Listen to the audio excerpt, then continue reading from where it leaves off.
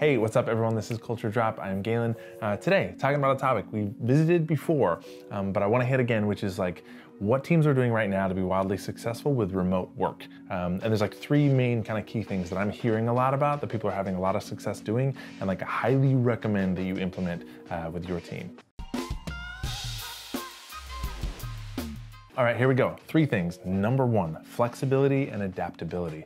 Whatever weird kind of schedules and things people have going on in their personal lives, adapt and be flexible to that. So somebody has to, drive their wife to work at 9 o'clock in the morning. So they can't, they have a window where they're not going to be working from this to this, or they have to pick up their kids or do whatever, like say yes to that. Like be fiercely flexible and fiercely adaptable to like individual people's needs. Some people are caring for parents, they've got kids at home, they've got different schedules. They, it is different for every family and individual in terms of what they're dealing with. And like, as a team, as a leadership, like be absolutely flexible and adaptable to be like, whatever you need. You want to start work at 7 o'clock in the morning, be done by 3, like no problem. Like make that happen and be flexible. Don't be forcing everyone, because everyone has such a vastly different sort of like circumstance around their lives. That's huge. Number two, communication. And this is a big topic. So like very specifically, when you're emailing, when you're doing video calls and stuff where people have their cameras off, communication is so important right now. And it's really, really critical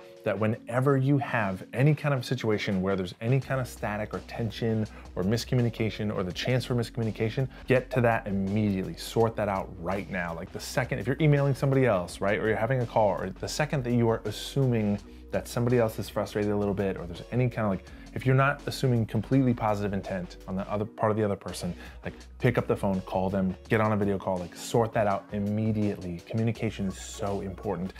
And because we're doing more email and we're less face-to-face, right, interactions, we have so much less data that we're collecting as a human being. So when I'm face-to-face with you, I can see your facial expressions, your tone of voice, right, like your body language, all those things. I'm collecting all that data in terms of interpreting information you're sharing with me. If it's just an email line, the only thing I have is the text. And we even email and communicate differently in written communication than verbal. So communication, communication, communication. Like avoid any type of miscommunication or like frustration. If you like that's just my rule of thumb. The second you feel any amount of static or tension at all in any communication between anybody else, pick up the phone, like talk to them, sort that out, clear the air, like immediately. So critical, because we're communicating is like, we have to over communicate, we have to make sure that people are on the same page, and never assume ill intent. Always assuming positive intent. And the second that you can't or you don't, sort that out right away, go right to the source. Third one, last one, I mentioned this before too, but you have to make time to break up what you're doing. You have to make time for like play and fun and interaction. So, and that can look like a lot of different things, but like put some intention and creativity into that as a team, as leaders. Like you have to put thought into that. So for my team, we once a month, maybe twice a month, we do like a movie day where we all like sit down on the couch, we all watch the same movie together.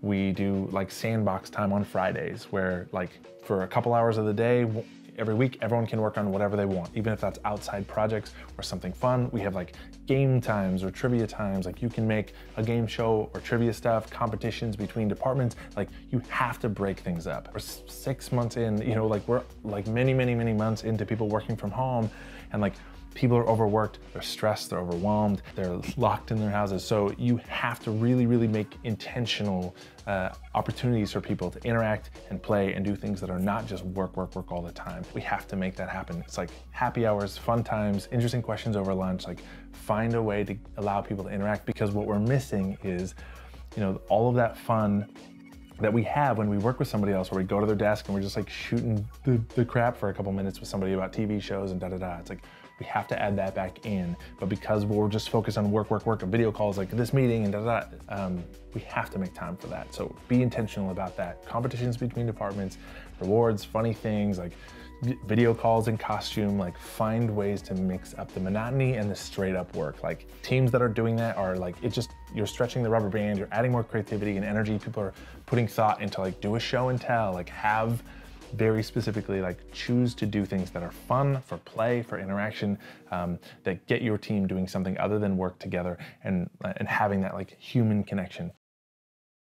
Thanks for watching and tuning in. Subscribe to our YouTube channel.